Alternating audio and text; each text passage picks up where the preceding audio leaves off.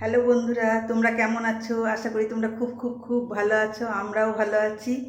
তোমাদেরকে জুমিস family YouTube চ্যানেলে অনেক অনেক স্বাগত।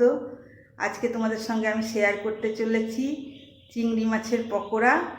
খুব সহজ করেই তোমাদেরকে দেখাবো। রেসিপিটা দেখো। এটা ডাল ও গরম ভাতের সঙ্গে খেতে খুব ভালো লাগবে। এই পকোড়াটা করলে অন্য কিছু আর লাগবে না। চলো তাহলে দেখাই যে কি করে আমি চিংড়ি মাছের পকোড়াটা বানালাম। চলো, প্রথমে কিছু কুচো চিংড়ি নিয়ে নিতে হবে। সেই চিংড়িগুলোকে ভালো করে বেছে নিতে হবে।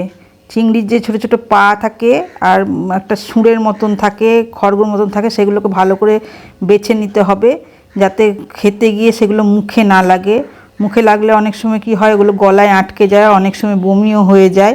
তাই জন্য সেগুলোকে ভালো করে বেছে নিতে হবে যাতে কোনো অসুবিধা না হয়। ছোটো চিংড়ি বাছা খুবই অসুবিধা, কিন্তু খেতে গেলে তো করতেই হবে। ভালো করে বেছে নিতে হবে। এই দেখো কিছু পেঁয়াজ কুচি আর লঙ্কা কুচি নিয়েছি, আর এই দেখো চিংড়ি মাছ বাছা হয়ে গেছে। এবারে ওই পেঁয়াজ কুচি আর লঙ্কা কুচির মধ্যে কিছুটা বেসন নিয়ে নিতে হবে। বেসন নেওয়ার পর তাতে একটু নুন দিলাম। নুন দেওয়ার পর তোমার ওর মধ্যে কাসুরি মেথি অল্প দিয়ে দিলাম। ধনে পাতা থাকলে ধনে পাতাও দিতে পারো। আর কিছু সেদ্ধ আলু চটকে নিলাম ওর মধ্যে। আর এর মধ্যে আদা, পেঁয়াজ, রসুন এগুলো পেস্ট এটা নিলাম। আর চিংড়ি মাছ, কুচো চিংড়ি নিয়ে নিলাম। তারপরে তোমার একটুখানি হলুদ দিয়ে দিলাম। হলুদ দেওয়ার পর এবার ভালো করে ওই মিশ্রণটাকে চটকে মাখাতে হবে।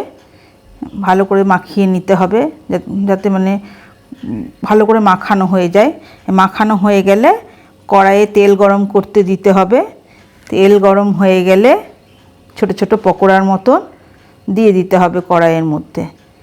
যেমন করে আমরা পকোড়া ভাজি সাধারণত, পেঁয়াজি বা পকোড়া ভাজি, তেমনি করে আমরা দিয়ে দিতে হবে। একটা একটা করে দিয়ে দিলাম। তারপরে ভালো করে এপিট ওপিট লাল করে ভেজে নিতে হবে। ভাজা হয়ে গেলে আস্তে আস্তে তুলে নিতে হবে। দেখো কি সুন্দর হয়েছে, লাল লাল করে ভেজে নিতে হবে।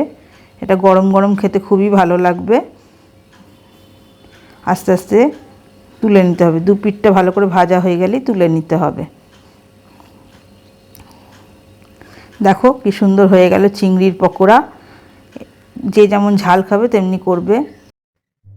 তাহলে রেসিপিটা হয়ে গেল। দেখলে কেমন করে বানালাম, খুব সহজ পদ্ধতিতেই তোমরা করে খাও। আশা করি ভালো লাগবে। আর যদি তোমাদের ভালো লেগে থাকে তাহলে একটু লাইক, শেয়ার, কমেন্ট করে দিও। আর যারা আমাকে সাবস্ক্রাইব করেছে তাদেরকে অনেক অনেক ধন্যবাদ। আর যারা আমাকে সাবস্ক্রাইব করোনি তারা আমাকে সাবস্ক্রাইব করে আমার পাশে থেকো। আর কি বলবো, আজকের মতন টাটা।